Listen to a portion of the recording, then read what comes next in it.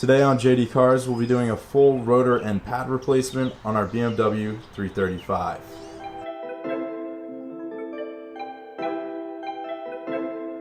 Oh yeah, it's always a good day when you come into the garage to a fat stack of Keys Motorsports boxes. Tear into this little guy first.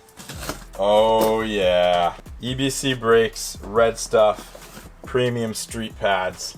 I was gonna go with StopTech pads, but I saw that these EBC red stuff pads are advertised to have, I think it was like 60% less brake dust than traditional ceramic pads. So I hate cleaning my wheels. I hate getting brake dust all over the car, and I thought that sounded great. I'm excited to try these out. I've never tried EBC pads before, but I have heard good things, so psyched to try these. What do we got in the big kahunga? Oh baby, look at that. 1, 2 high performance brake rotors from StopTech. Should we take a peek? Oh, oh, those look sweet. Also got a sweet StopTech sticker in here. But wow, look at those rotors. Oh, we'll take a closer look in just a second after we see what's in this last final box. Oh, look at that. We got more StopTech high performance brake rotors. These boxes are slightly smaller, so I'm presuming these are the rear. Alright, so we've got everything out of the box here and out on the bench. And taking a closer look at the EBC red stuff pads here, well, they have this red stuff on them, which is something I've never really seen before on brake pads. Apparently this is an abrasive break-in material. As you can see, it says break-in, a little check there just to let you know that there's nothing wrong with the pads. This is an abrasive material that's going to help to burn off any protective coatings that may be on our brake rotor. Definitely still got to hit these rotors with brake clean, as you can see here. But apparently this red stuff helps a lot with break-in. And something else very cool about these EBC pads, I just did a little bit more reading about them, and I was correct. There's a 60 to 90% reduction in the amount of brake dust generated by these pads, and that's because they don't use any steel fibers in the pads. It's a synthetic based fiber, which means it's not difficult to scrub off whatsoever. You can just use a wet soapy sponge and the dust from the synthetic fibers comes off really easily and without scratching your wheels or whatever you may be cleaning it off of. So that's a really nice perk about these EBC brake pads. Now, something I was very excited to see about these StopTech sport drilled and slotted rotors, that's a mouthful, is that they have painted hats. Of course, this part of the rotor is getting clamped by the caliper and the brake pads, but this part never really makes any contact with anything, and if it's not painted, it just rusts and it looks terrible. That's the current situation out on the 335 in the driveway. It does not look good, especially if you have big open wheels that you can see through and you can see the hat. It just looks really bad. And yeah, you can clean them up, but they just end up rusting all over again. So I'm really excited to see that these StopTech rotors come with painted hats, and not only that, but they also come with painted edges and inside of these vents. So that's really cool. We're not going to get any rusted from really anywhere unwanted on this rotor. Just flipping this over really quickly here, you can see the inside of the hat is also painted along with this edge here. So that should really help with cutting down on any rust produced by these rotors. Of course, if we let the car sit after it rains, we might get some rust on here, but that goes away with normal braking. So that's everything about our new rotors and pads. It's time to pull the F30 in here, get her up on the lift, and get to work.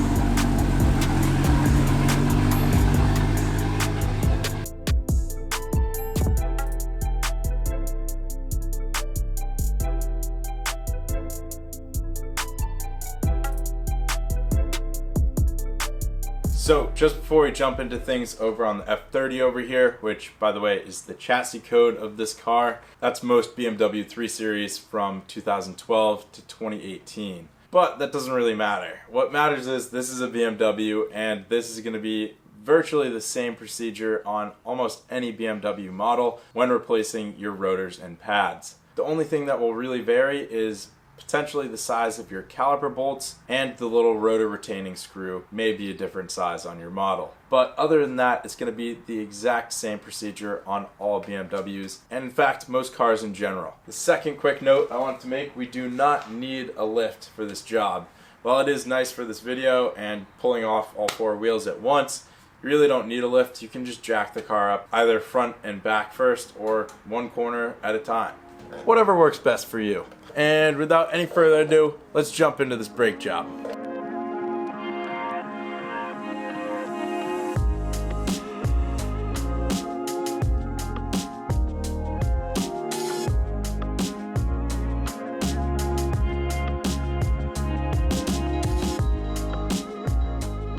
First things first, let's rotate the entire rotor and brake assembly outwards this way so we have better access to our pads here. Now using a small screwdriver or punch that fits in this hole, we're going to punch out the brake pad pins.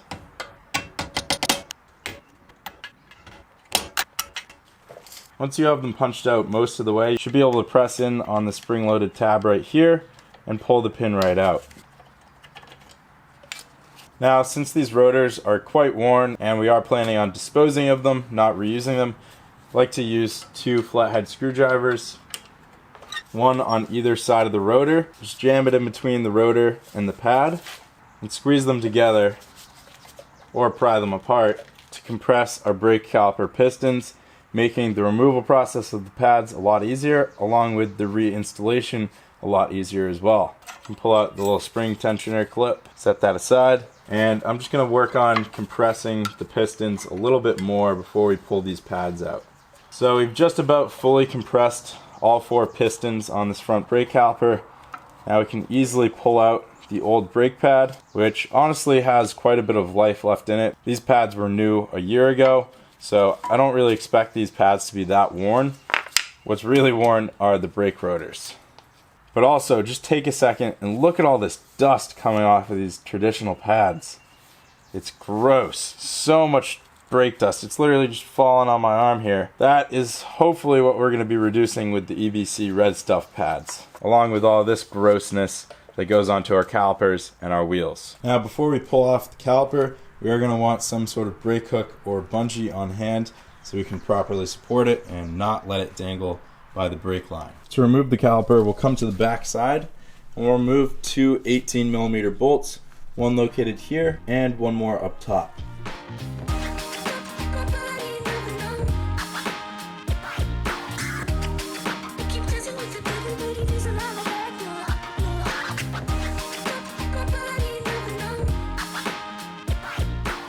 As you can see, we've got the whole brake caliper supported by a little bungee here, and the line is not under tension.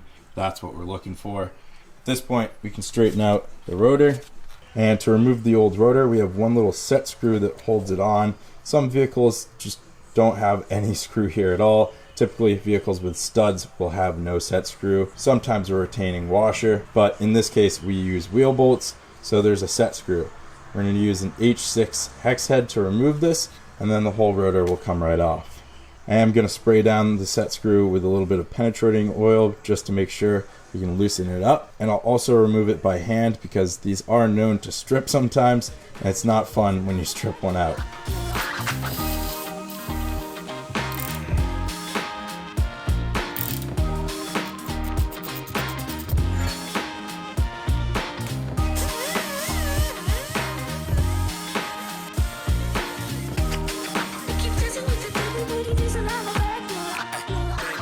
Surface prepped, we can now install our beautiful new StopTech rotor, making sure to line up the set screw hole with the hole on the wheel bearing here. Now, I do like to put a little bit of anti-seize on the set screw. As you saw, it was pretty hard to remove, so we're going to try to make that a little easier in the future. Just a little anti-seize goes a long way. And just like that, got our new StopTech rotor installed. Before installing our new pads and mounting the caliper back up, it's good practice to take some brake clean and a rag and wipe off our new rotor, as it does have contaminants on it from the factory, so we want to make sure it's nice and clean.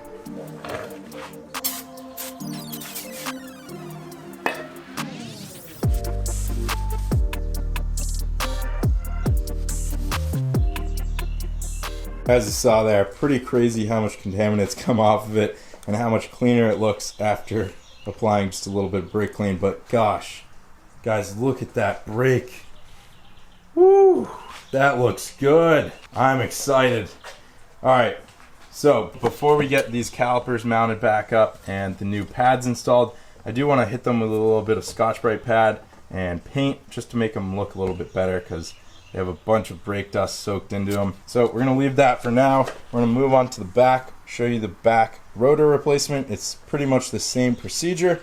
We'll get these calipers touched up and painted, and then we'll move on to installing our new EBC red stuff pads. Just to make it a little bit easier on ourselves, I'm going to soak this set screw ahead of time. Hopefully some of that penetrating oil gets in there and loosens it up for us while we're pulling off the caliper. Just like the front caliper, we've got 2 bolts holding on the rear caliper here, only there are 16mm in the rear.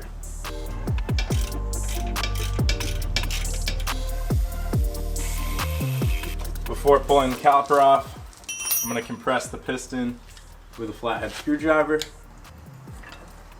Now I'll pull off the caliper and safely support it with a bungee or brake hook.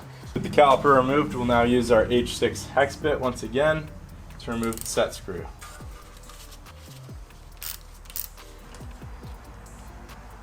Now we can pull off the rotor, just as we did in the front. Now we'll clean up the surface with our wire wheel.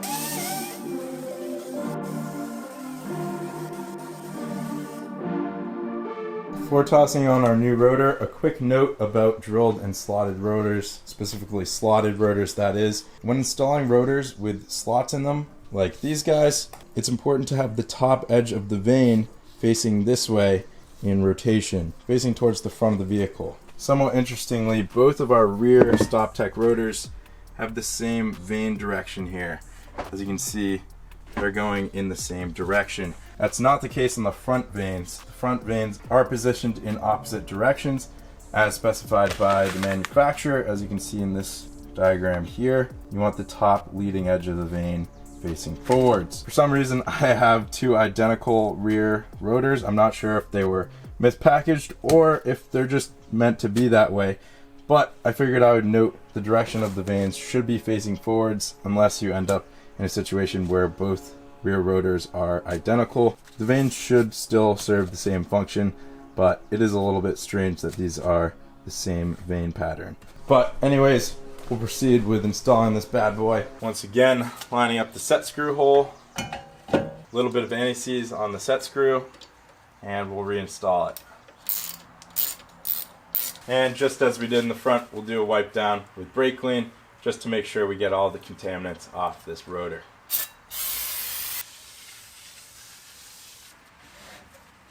Woo, is that looking good. Boys, I'm hyped on these new rotors. Oh, things looking sweet. Alright, at this point, it's time for me to scuff up these calipers, give them a little fresh coat of paint, get them looking a little bit nicer, and then we'll be back to install our new pads. Before we scuff this caliper up and paint it, I'll show you the teardown process for the pads really quickly here. We don't have any pins in the back, but we do have another spring retaining device here. So all you really have to do is press in on it to release the hooks. It'll pivot out and you just pull it right off. That's what keeps our pad in.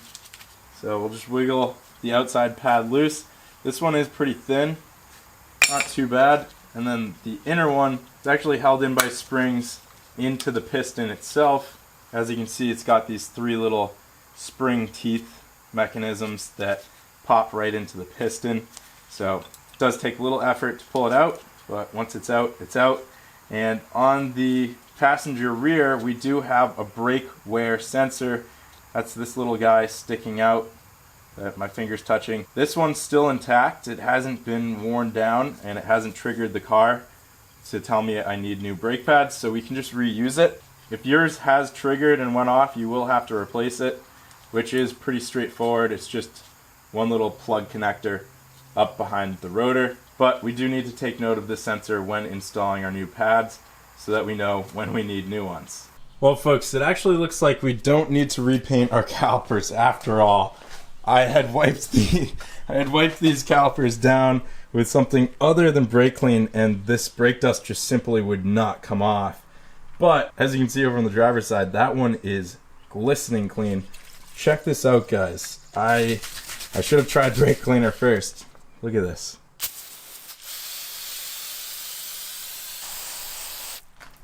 Wow, look at that. Good as new. Sheesh. I knew I did a somewhat decent paint job last year. I thought it would be too soon for it to be gone. Wow, this brake clean is crazy. All right, sweet. So we're not even gonna have to let paint dry.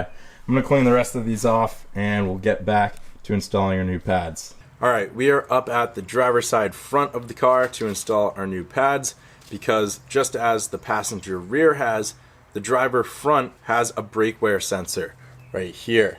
Same style as the rear, just this little node at the end of a wire that gets worn down when your brake pad is toast. Now, only two corners of the car have this: driver's side front and passenger side rear. So do pay attention in these two locations when swapping your pads, because you do need to transfer over and reinstall this brake wear sensor. To do so, all we have to do is take the side with the raised nub and face it towards the inside of the pad with the brake pad material. Find this little notch in the brake pad and we'll insert the sensor right in there. Should hear it pop into place. It may take a little bit of pressure, but once it's in there, it's in there. Of course, we can always rotate out the caliper to make things a little bit easier. Once we have the brake wear sensor installed on the pad, we can install the brake pad just like so. Just slides into place, and the identical outside pad also just slides right into place here. Man, does that look a lot better. At this point, we'll grab the little spring clip and bring it back into place. It's not going to stay extremely well until we put our pins in. So I like to install the top pin first to hold the spring clip in place. Make sure it goes through this little loop of the spring clip and guide it into the hole on the other side. At this point, we can tap the pin all the way into place. We can press down on the bottom of the spring clip, insert our lower pin all the way through, and once again pound the pin into place. At this point, our pads are reinstalled, our brake sensor is reinstalled, and we have brand new rotor along with brand new pads. So once again, we're going to want the little nub on the sensor to be facing the material on the pad. However, we do want to run the cable through the caliper like so, then pop our sensor in, make sure it's nice and snug on there. We can then insert our new pad, carefully guiding those three spring clip teeth into the piston. Press evenly on both sides. Usually helps to get it seated in there. That guy's fully inserted. We can pull off our bungee cord and we can install our outer pad. Just make sure the material is facing inwards. Line it up and slide it into the caliper just like so. You can then slide this whole assembly over the rotor and grab our two 16mm bolts and reinstall them to secure the caliper.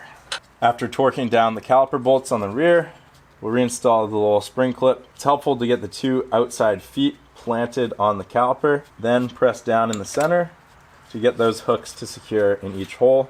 Make sure this is secure and not going anywhere. And we're all set in the rear here with a brand new rotor and new pads. So at this point, we've covered how to fully replace both front and rear rotors and pads on a BMW 3 Series. Again, this is going to apply to almost any BMW, any car for that matter, really. But at this point, I'm going to wrap up the two unfinished calipers with their new pads off camera, and I'll check in with you once we've got all the brakes wrapped up, take a look at them, and take it for a spin.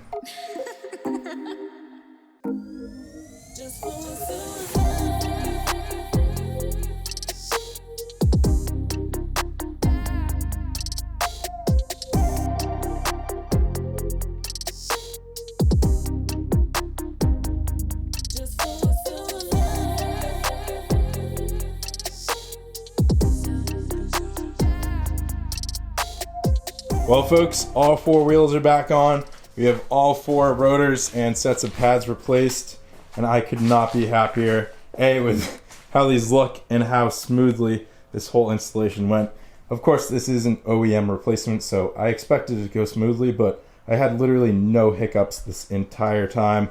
Everything went exactly as expected. And look at how nice those drilled and slotted rotors look through the wheel. Oh, I also I gotta say it again. I love that the hats are painted on these rotors. It looks a million times better. I'm sure you guys saw in those before shots, especially the rear hats were just rusted away. And it just detracted from the look. You know, people were like, oh, what's all that rust? And I'm like, well, I gotta do new brakes. I did them, and it looks so good. I'm stoked to try this out on the road. We just gunned the wheels on, but only lightly, so let's get this thing down on the ground, torque the wheels down to spec. Always remember to torque your wheels. It's not worth skipping that extra 5-10 minutes because you might lose a wheel. But anyways, we'll see you guys on the ground for our first rip. Oh my gosh. I'm like 2 minutes into my drive right now. These brakes are insanely strong. Like, very impressive right off the bat, and they're not even broken in. Like, they still need to be bedded, and they're blowing me away right now. Like, ready? We'll do a little 50 to 20. That's 20. And that wasn't even like slammed on the brakes. I don't want to slam on the brakes with all my camera gear sitting here, but wow, this is a big improvement, and it's smooth. It's very smooth for being a drilled and slotted setup on all four corners. I've noticed on previous drilled and slotted rotors that I think the slots on my E90 slotted rotors were way too big because it was like clunking when you were hitting the brakes. Light clunking, but still, it was pretty annoying and a little unsettling. So we'll do one more brake into the on-ramp here. Yeah, it's night and day difference. All right, I'll talk to you when we're off the highway here.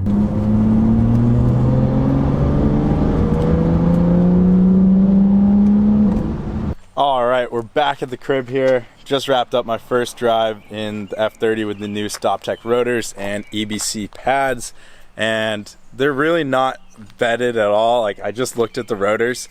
They still have a lot of break-in to go, probably at least 100, 200 miles until I'm really gonna see the full effects of how strong these brakes are.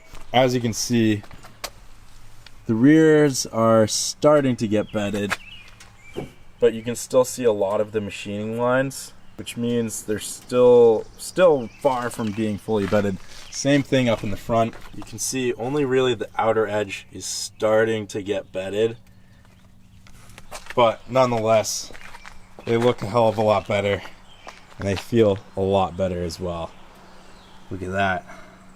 Oh, I love the look of these over the old rusty rotors. Looks so much better. Anyways, guys, that's gonna wrap up today's video on how to install new rotors and pads on a BMW, particularly upgrading to the StopTech. Thank you so much for watching. Please go leave a like down below, and as always, leave any questions or comments down in the comment section below. I'll be sure to try to get back to you as soon as possible. See you guys on the next one.